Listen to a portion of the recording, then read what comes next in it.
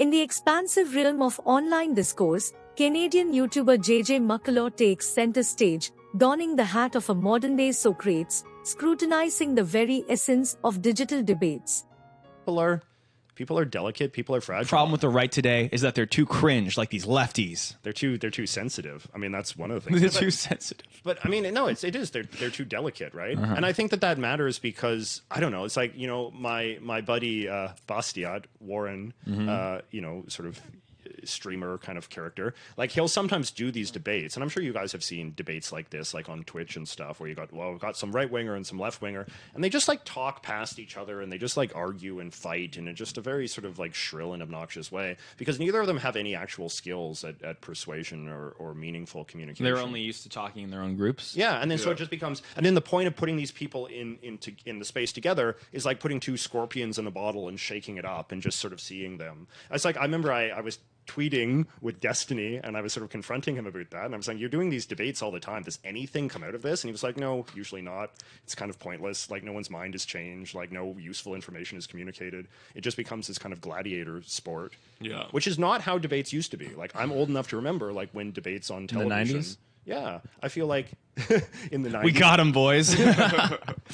No, there was some skill at, like, you know, being a kind of thoughtful public intellectual who could engage meaningfully with an opponent who thought differently than you did, in part because you thought of yourselves as public intellectuals as being part of a similar class. But now it's the thinking is like, I'm part of the right-wing class, and the right-wing class is fundamentally opposed to the left-wing class, and the fact that we're both intellectuals or that we're both involved in political commentary, that commonality matters a lot less. Yeah, but that's not changing anytime soon. I agree, because the market incentives are towards political combat. Greg, no, don't do it. Don't eat the whole bucket of that Korean gum. Korean black gum. Korean black gum. I see a third way forming. What is the third way? Just like just a nice like common sense in between. I totally see that forming. I think it will. It just has to. Like there's no solution being offered right now by anybody who's dogmatic. I think Destiny's a good example of that.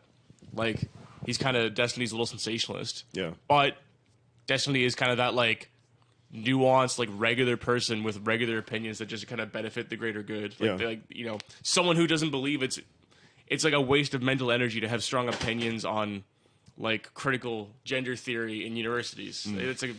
It's a waste of resources.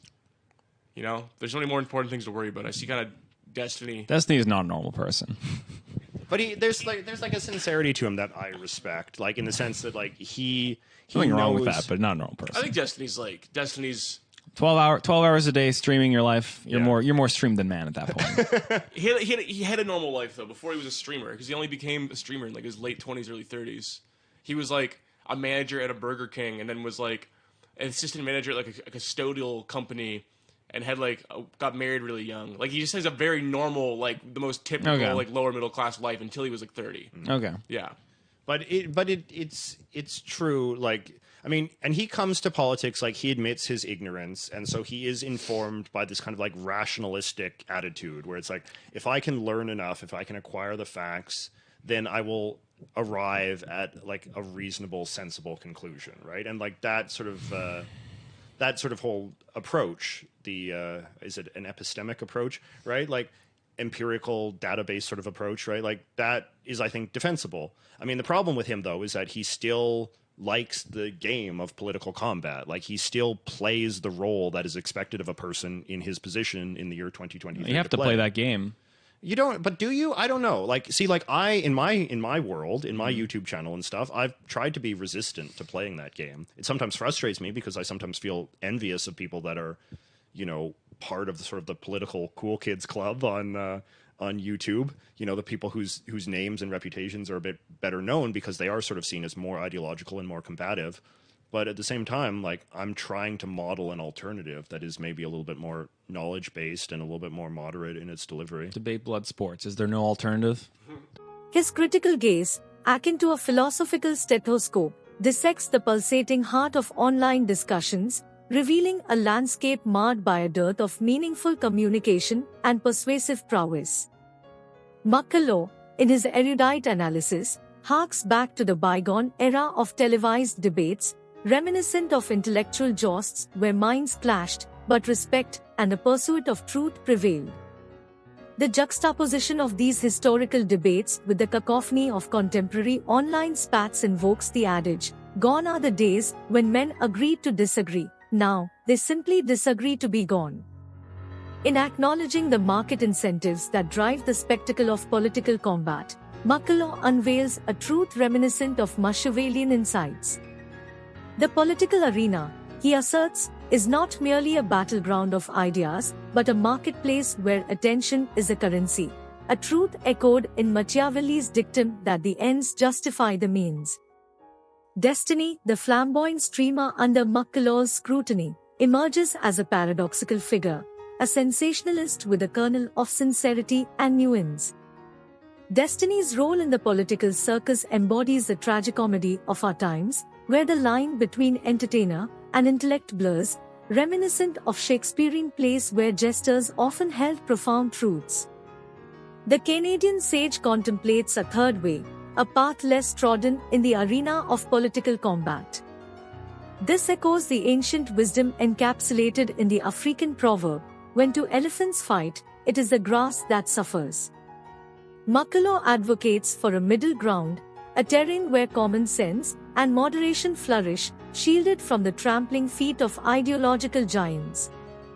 The recognition of Destiny's rationalistic attitude and commitment to acquiring facts mirrors the Enlightenment ideals of reason and empiricism. Destiny, in this light, becomes a torchbearer of the Enlightenment, navigating through the turbulent waters of ideological strife with the compass of reason as his guide. Yet, even as McCullough lauds Destiny's virtues, he notes the allure of the political game that Destiny, too, succumbs to. The paradox unfolds, a rational mind entangled in the web of sensationalism, a narrative reminiscent of Greek tragedies where heroes, despite noble intentions, succumb to the fatal flaws that define their humanity. In McCullough's resistance to participate in the political game, a Sisyphean struggle emerges, an attempt to roll the boulder of knowledge uphill against the gravitational pull of sensationalism. This resistance invokes the spirit of Camus, who pondered the absurdity of existence in a world where reason contends with the irrational. McCullough, in modeling an alternative approach, becomes a digital Diogenes, searching for the honest man amidst the chaos of online debates. His lantern, lit with the flame of knowledge and moderation, flickers in the digital darkness, challenging the prevailing winds of ideological fervor. As the curtain falls on McCullough's critique, the audience is left with a profound question: can the digital agora transcend its current state of political combat and embrace a more enlightened discourse? In the grand tapestry of intellectual history, this query echoes the timeless inquiry of philosophers: can reason triumph over the cacophony of conflicting ideologies? In conclusion, J.J. McCullough's critique of online debates, akin to a philosophical treatise, traverses the annals of intellectual history, drawing parallels with Machiavellian insights, Enlightenment ideals, African proverbs, and classical tragedies. In this digital colosseum, where ideas clash and attention reigns supreme, McCullough beckons towards a middle ground, a third way where reason and moderation can flourish amidst the cacophony of contemporary discourse. As we unravel the labyrinthine threads of online debates and navigate the digital battlefield, let us heed the call of reason and moderation. J.J. McCullough, our modern Socratic guide, has illuminated a path less trodden, a third way where the clash of ideas is not a cacophony but a symphony of intellect. As we bid farewell to this intellectual odyssey, let the echoes of Enlightenment ideals reverberate in the corridors of your contemplation. Remember, in the vast digital agora, you are not merely a spectator but a participant.